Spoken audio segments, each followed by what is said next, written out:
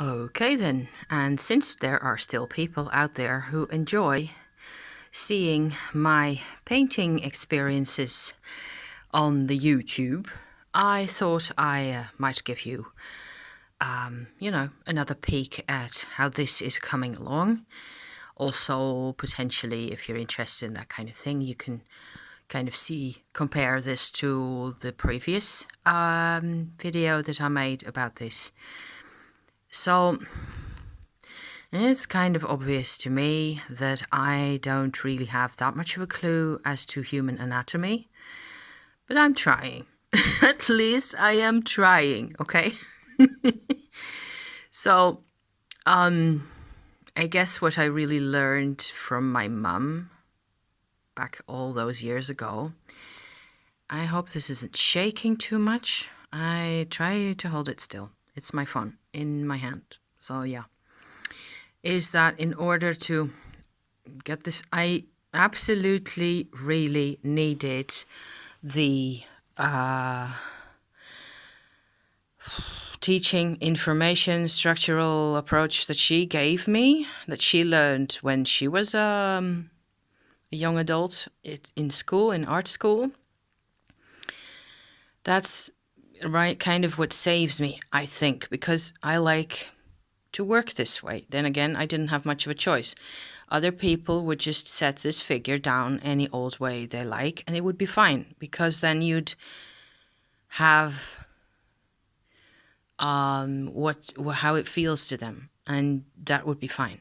However, okay, so for me, I've kind of learned to, let me grab something to point with, think of skeletons.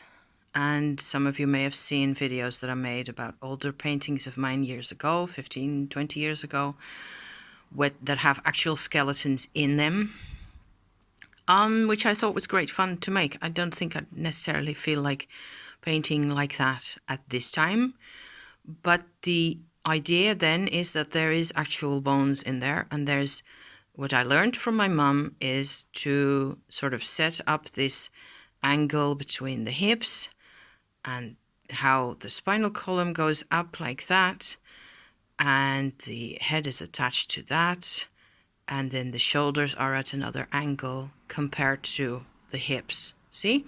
So you just draw lines like that.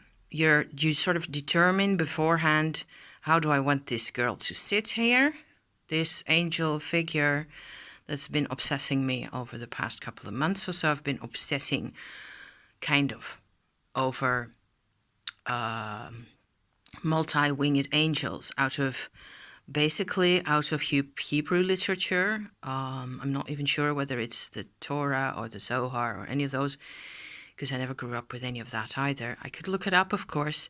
I think it's Zohar. There's a couple of verses really only about angels and mystical experiences, and that just kind of got to me. It's kind of, I don't know, it just crept inside my head and it stayed there. So ever since that time, I've wanted to experiment. I've always drawn winged people or creatures, even sphinxes. Also, I've made drawings of sphinxes back in the day. Should I be able to find any of those for you to look at? Meh, whatever. You know, part horse or part, part lion. And then the top half would be sometimes male, most times female. It was great fun. I've always felt like there's a significance to me in a creature or I'm not the only one, right? That has a fascination for creatures that are part human and part other animal kind or spirit kind. So what I'm getting at here is then we have one set of wings on her back, another set of wings at the back of her head, which is a kind of a classical approach to the seraph, I think. And I put another set of little wings over her heart area like so, which I think is really cute. Let me zoom in on that. Come a bit closer, rather. and you'll probably see that her expression has changed quite a bit. Basically, it's another technical detail in this thing here, is that at first, in the first video, she was looking up like that, and then I wouldn't have had the chance to incorporate this thing, which will be like a blue sapphire construction. As it turns out, this is just white, well, I don't know what that's called, like under paint, and it's fairly thick, and I will cover it all up in this type, which is actually oil paint.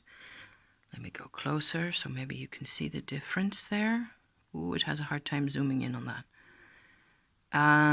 So there you can also see the kind of the difference. Maybe I shouldn't point because it's only messing up the machine.